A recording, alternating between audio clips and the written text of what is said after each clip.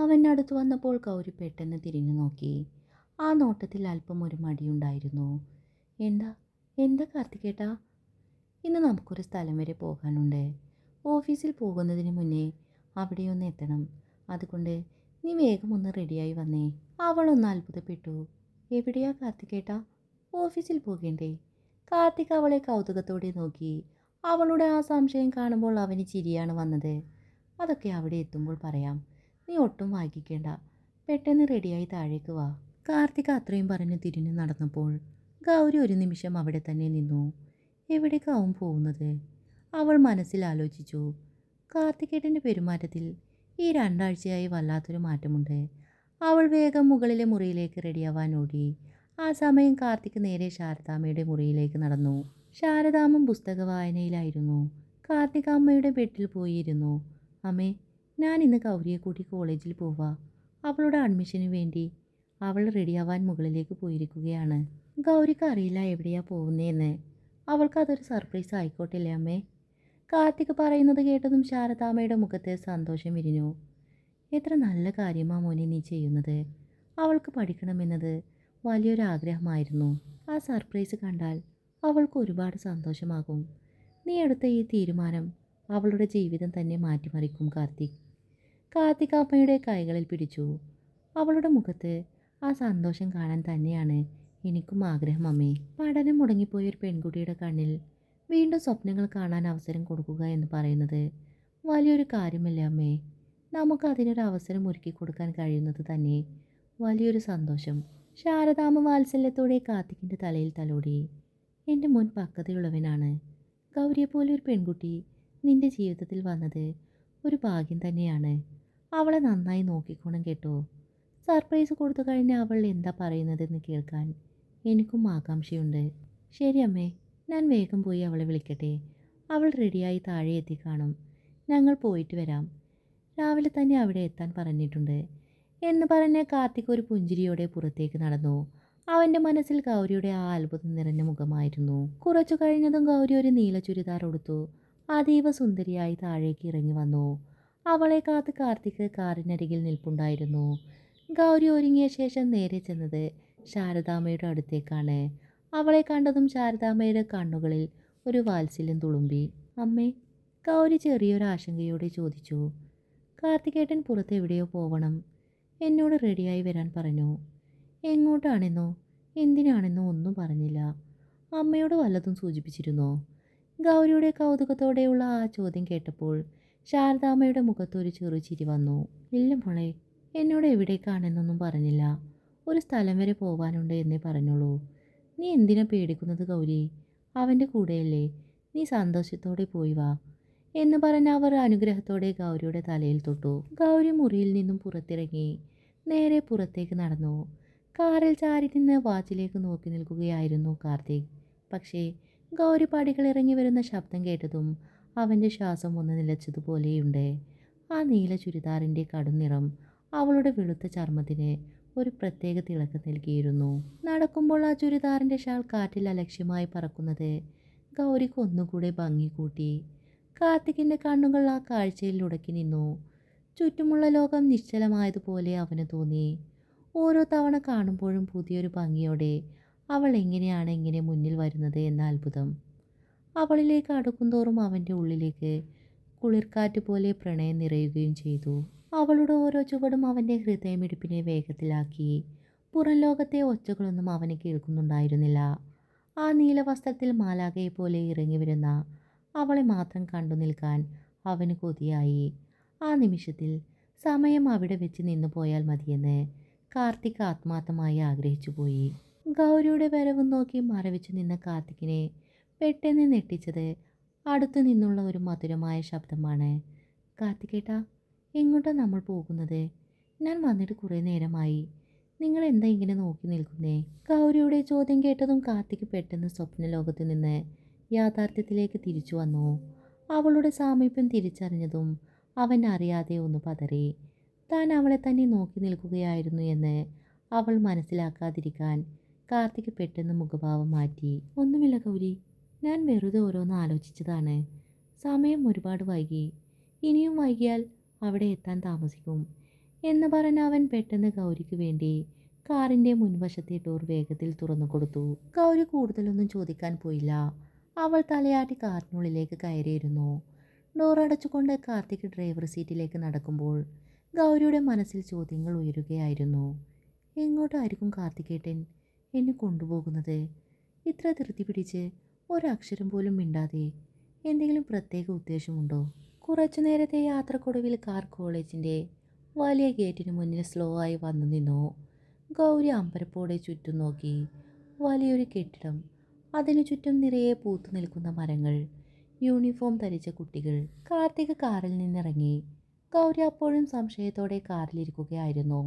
അവൻ അവളിരിക്കുന്ന സൈഡിലെ ഡോറിനരികിൽ വന്ന് പതുക്കെ ഒന്ന് മുട്ടി.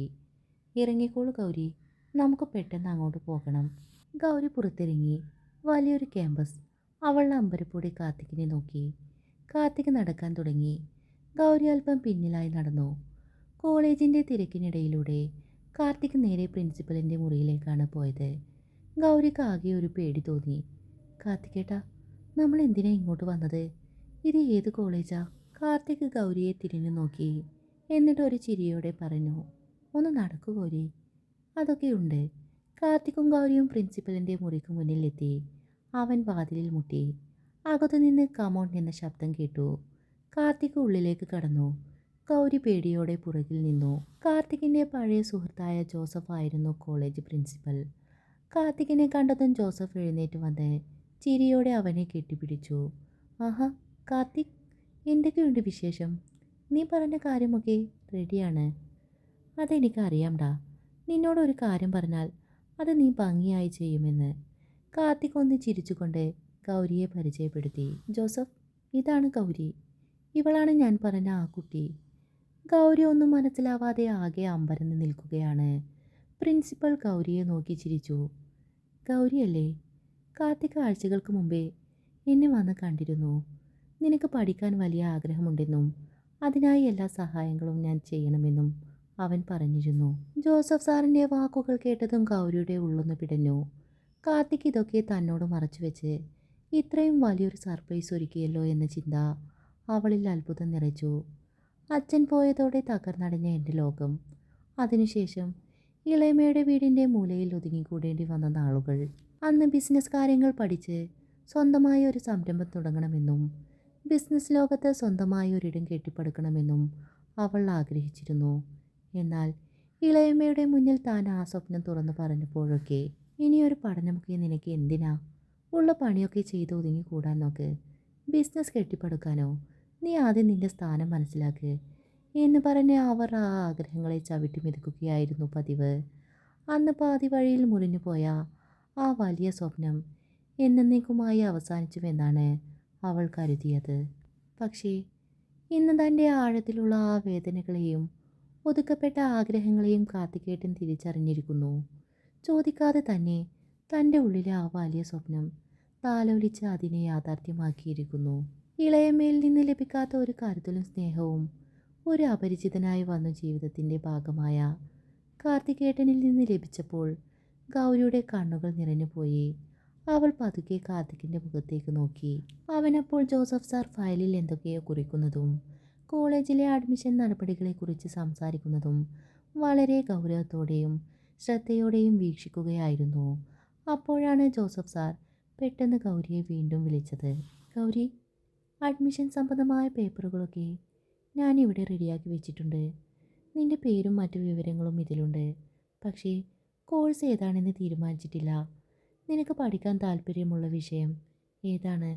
ഏത് കോഴ്സിലേക്കാണ് നിനക്ക് ചേരാൻ ആഗ്രഹം? അദ്ദേഹം ഗൗരിയുടെ മറുപടിക്കായി കാത്തിരുന്നു. അന്ന് അച്ഛൻ മരിച്ച ശേഷം ഇളയമ്മയുടെ മുന്നിൽ താൻ ഈ സ്വപ്നം വെളിപ്പെടുത്തിയപ്പോൾ അവർ അത് പരിഹസിച്ച് തള്ളിക്കളഞ്ഞ ആ നിമിഷം ഗൗരിയുടെ മനസ്സിൽ ഓടി വന്നു. അവൾ മെല്ലെ കാർത്തികിനെ ഒന്ന് നോക്കി. അവൻ ജോസഫ് സാർ പറയുന്ന കാര്യങ്ങൾ ശ്രദ്ധിച്ചിരിക്കുകയായിരുന്നു എങ്കിലും ഗൗരിയുടെ നോട്ടം അറിഞ്ഞതും അവൻ മെല്ലെ മുഖം തിരിച്ച് അവളെ നോക്കി. ആ നിമിഷം അവൻ്റെ കണ്ണുകളിൽ, പേടിക്കേണ്ട ഗൗരി, നിന്റെ ആഗ്രഹം ധൈര്യമായി പറഞ്ഞോളൂ, ഞാൻ കൂടെയുണ്ട് എന്ന് പറയുന്നത് പോലെ അവൻ വളരെ പതുക്കെ ഒന്ന് തലയാട്ടി. അവൻ്റെ ആ നോട്ടം ഗൗരിക്ക് നൽകിയത് വലിയൊരു കരുതലാണ്. സർ, എനിക്ക് BBA മതി. ബിസിനസ് കാര്യങ്ങൾ പഠിക്കാനും ഭാവിയിൽ സ്വന്തമായി ഒരു ബിസിനസ് കെട്ടിപ്പടുക്കാനും അത് എനിക്ക് അത്യാവശ്യമാണെന്ന് തോന്നുന്നു. അതാണ് എൻ്റെ ഏറ്റവും വലിയ ആഗ്രഹം. ഗൗരിയുടെ മറുപടി കേട്ടതും ജോസഫ് സാറിൻ്റെ മുഖത്ത് വലിയൊരു പുഞ്ചിരി വിരിഞ്ഞു. കറക്റ്റ് ഗൗരി, നീ അത് തന്നെ പറയണമെന്ന് ഞാൻ ആഗ്രഹിച്ചിരുന്നു. കാർത്തിക് ഈ കോളേജിൽ വന്ന് എന്നെ കണ്ടപ്പോൾ അവൻ ആദ്യം പറഞ്ഞതും ഇത് തന്നെയാണ്. അവൾക്ക് BBA പഠിക്കണം, ബിസിനസ് കാര്യങ്ങൾ അറിഞ്ഞു വളരണമെന്ന്. നിന്റെ മനസ്സിലെ ആ ആഗ്രഹം കാർത്തിക് എത്ര നേരത്തെയാണ് തിരിച്ചറിഞ്ഞത് എന്ന് നോക്കൂ. ജോസഫ് സാർ അത് പറഞ്ഞപ്പോൾ ഗൗരി ഒന്ന് അമ്പരന്ന് പോയി. തൻ്റെ മനസ്സിൻ്റെ കോണിൽ പോലും ആരും കാണാതെ ഒളിപ്പിച്ചു വെച്ച ആ വലിയ സ്വപ്നം കാർത്തികേട്ടൻ എങ്ങനെയാണ് ഇത്ര കൃത്യമായി മനസ്സിലാക്കിയത്? ആഴത്തിലുള്ള ആ വേദനകളെയും ഒതുക്കപ്പെട്ട ആ വലിയ സ്വപ്നത്തെയും കാർത്തികേട്ടൻ തിരിച്ചറിഞ്ഞിരിക്കുന്നു. ചോദിക്കാതെ തന്നെ തൻ്റെ ഉള്ളിലെ ആ BBA പഠനം എന്ന ആഗ്രഹം കാർത്തികേട്ടൻ അതിനെ യാഥാർത്ഥ്യമാക്കിയിരിക്കുന്നു. ഇളയമിൽ നിന്ന് ലഭിക്കാതിരുന്ന ഒരു കരുതലും സ്നേഹവും അപരിചിതനായി വന്ന ജീവിതത്തിൻ്റെ ഭാഗമായ കാർത്തികേട്ടനിൽ നിന്ന് ലഭിച്ചപ്പോൾ ഗൗരിയുടെ കണ്ണുകൾ നിറഞ്ഞുപോയി. അവളുടെ ഉള്ളിൽ കാർത്തികിനോട് തോന്നിയ വികാരങ്ങൾ പറഞ്ഞറിയിക്കാനാവാത്തതായിരുന്നു. വെറും ഒരു കരാർ ബന്ധത്തിൻ്റെ പേരിൽ മാത്രം ജീവിതത്തിൽ വന്നു ചേർന്ന ഒരാളല്ല, മറിച്ച് തൻ്റെ ഒതുക്കപ്പെട്ട സ്വപ്നങ്ങൾക്ക് ചിറക് നൽകിയ കരുതലായി അവൾക്ക് അവനെ തോന്നിത്തുടങ്ങി. താൻ ആഗ്രഹിച്ച, എന്നാൽ ആർക്കു മുന്നിലും തുറന്നു പറയാൻ മടിച്ച ആ വലിയ സ്വപ്നം അവൻ സ്വന്തം ഉത്തരവാദിത്തമായി ഏറ്റെടുത്തിരിക്കുന്നു. ആ നിമിഷം കാർത്തികിനോട് തോന്നിയ അതിരറ്റ ബഹുമാനത്തിനൊപ്പം അറിയാതെ തന്നെ ഹൃദയത്തിൽ മുളപൊട്ടിയ ഒരു സ്നേഹം അവളുടെ ഉള്ളിൽ ഒരു മധുരമായ ഭാരമായി അലയടിച്ചു. ഇനി പേടിക്കാനൊന്നുമില്ല ഗൗരി, ജോസഫ് സാർ തുടർന്നു. അഡ്മിഷൻ്റെ ബാക്കി നടപടികൾ ഞാൻ തന്നെ നേരിട്ട് ചെയ്ത് ശരിയാക്കാം. ക്ലാസുകൾ അടുത്ത ആഴ്ച മുതൽ തുടങ്ങും. എല്ലാം ഞാൻ സെറ്റ് ചെയ്യാം. നീ ഒരു മടിയും കാണിക്കേണ്ട. നന്നായി പഠിക്കുക. നിന്നെപ്പോലെ ആഗ്രഹമുള്ള കുട്ടികൾക്കൊപ്പം നിൽക്കാൻ ഞങ്ങൾക്കും സന്തോഷമേ ഉള്ളൂ. അങ്ങനെ അഡ്മിഷൻ സംബന്ധമായ കാര്യങ്ങളെല്ലാം ജോസഫ് സാർ അപ്പോൾ തന്നെ പൂർത്തിയാക്കി. അല്പസമയത്തിനകം അവർ ആ മുറിയിൽ നിന്നും പുറത്തിറങ്ങി. കോളേജിലെ വലിയൊരു വരാന്തയിലൂടെ അവർ കാറിൻ്റെ അടുത്തേക്ക് നടക്കുമ്പോൾ ഗൗരിയുടെ ഉള്ളം സന്തോഷം കൊണ്ട് നിറഞ്ഞിരുന്നു. കാർത്തിക് തൊട്ടടുത്ത് നിശബ്ദനായി നടക്കുന്നുണ്ടെങ്കിലും അവൻ്റെ ഓരോ ചുവടിലും തനിക്ക് വേണ്ടി കരുതി വെച്ച കരുതലിൻ്റെ അലയൊലികൾ അവൾ തിരിച്ചറിയുന്നുണ്ടായിരുന്നു. കാറിൽ കയറിയിരുന്നപ്പോൾ ഗൗരി പതിയെ അവനെ ഒന്ന് നോക്കി. ഡ്രൈവിംഗ് സീറ്റിലിരുന്ന് കാർ സ്റ്റാർട്ട് ചെയ്യുന്നതിനിടയിൽ ഒരു നിമിഷം അവൻ അവളെ നോക്കി പുഞ്ചിരിച്ചു. ആ പുഞ്ചിരിയിൽ എന്തോ ഒരു ആശ്വാസമുണ്ടായിരുന്നു. വാഹനം മുന്നോട്ടെടുത്തതിന് ശേഷവും അവളുടെ ഉള്ളിൽ അടങ്ങാനാകാത്തൊരു വികാരം നിറഞ്ഞു നിന്നു. ഒടുവിൽ അവൾ അവനോട് പറഞ്ഞു തുടങ്ങി. കാർത്തികേട്ടാ, എനിക്ക് എങ്ങനെ നന്ദി പറയണമെന്നറിയില്ല. ജീവിതത്തിൽ ഒരിക്കലും നടക്കില്ല എന്ന് വിചാരിച്ച ഒരു കാര്യമാണ് നിങ്ങൾ സാധിച്ചു തന്നത്. അച്ഛൻ മരിച്ച ശേഷം എൻ്റെ എല്ലാ സ്വപ്നങ്ങളും അവസാനിച്ചുവെന്ന് കരുതിയതാണ്.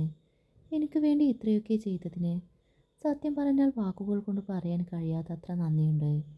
അതിൻ്റെ ഒന്നും ആവശ്യമില്ല ഗൗരി. നന്ദി പറയേണ്ട ഒരു കാര്യവും ഞാൻ ചെയ്തിട്ടില്ല. നീ ആഗ്രഹിച്ച ഒരു കാര്യം നടന്നു കാണാൻ എനിക്കും സന്തോഷമേ ഉള്ളൂ. നന്നായി പഠിക്കുക, അതൊരു വലിയ കാര്യമായി കാണുക. അല്ലാതെ ഇത്തരം ചെറിയ കാര്യങ്ങൾക്ക് നന്ദി പറഞ്ഞ് എൻ്റെ കടം കൂട്ടണ്ട. അവനത് പറഞ്ഞു വളരെ ഗൗരവത്തോടെയാണെങ്കിലും അതിനുള്ളിൽ ഒരു വലിയ കരുതൽ ഒളിഞ്ഞിരിപ്പുണ്ടായിരുന്നു എന്ന് ഗൗരിക്ക് മനസ്സിലായി. അവളൊന്നും മിണ്ടിയില്ല. എങ്കിലും ആ വാക്കുകൾ അവളുടെ മനസ്സിൽ വലിയൊരു ആശ്വാസമാണ് പകർന്നു നൽകിയത്. യാത്ര നീളവേ കോളേജിൻ്റെ തിരക്കുകളിൽ നിന്നും മെല്ലെ അവർ വീടിനടുത്തെത്തി. ഗേറ്റിന് മുന്നിൽ കാർ നിർത്തിയപ്പോൾ കാർത്തിക് ഗൗരിയെ നോക്കി. ഗൗരി, എനിക്ക് ഓഫീസിലേക്ക് അടിയന്തരമായി തിരിച്ചു പോകേണ്ടതുണ്ട്. നീ പോയിക്കോളൂ, വൈകുന്നേരം കാണാം. അവൻ വണ്ടിയിൽ നിന്നിറങ്ങാതെ തന്നെ അവളെ നോക്കി ചിരിച്ചു. കാർത്തിക് വണ്ടി തിരിച്ചു ഓഫീസിലേക്ക് പോയി. മനസ്സിൽ അടങ്ങാത്ത സന്തോഷം കൊണ്ട് ഗൗരി നേരെ വീടിനുള്ളിലേക്ക് കയറി. ഹാളിലിരിക്കുന്ന ശാരദാമ്മയെ കണ്ടതും ഗൗരി ഓടിച്ചെന്ന് കെട്ടിപ്പിടിച്ചു.